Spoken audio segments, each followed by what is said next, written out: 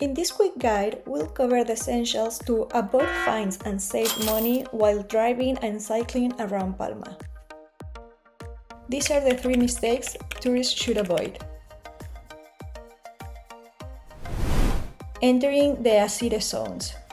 ACIRE stands for Área de Circulación Restringida, or Restricted Traffic Area. There are currently 12 restricted zones in Palma, and these zones are mostly found in the historic center.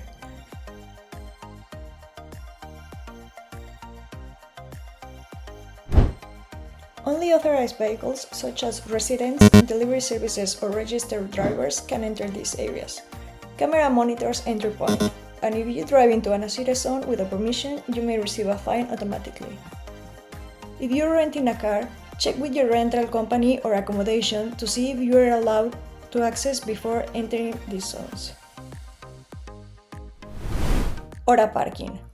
Hora stands for Ordenanza Reguladora de Aparcamiento, Palma's regulated parking system. You can easily recognize Hora zones by the blue lines painted on the street. These mark paid parking areas with time limits. You will need to buy a ticket from a nearby parking meter or use the mobile app. Then place the ticket on your dashboard, ideally on the side facing the sidewalk so it's clearly visible. Make sure you respect the time limit. If you overstay, you may receive a fine. Parking is typically enforced Monday to Friday from 9 to 2:30 and from 4:30 to 8, and on Saturdays from 9 to 2:30.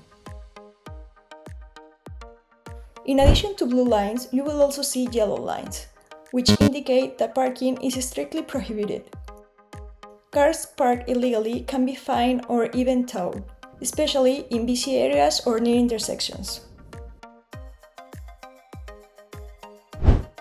Now, let's talk about SAR zones. SAR refers to areas where parking is restricted to authorized residents or specially permitted vehicles. There are currently 2 zones, clearly marked with orange lines and vertical signage.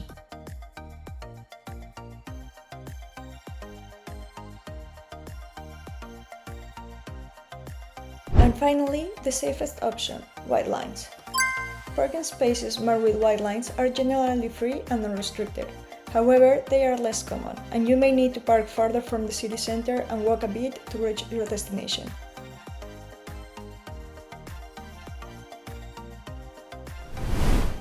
Cycling around Palma.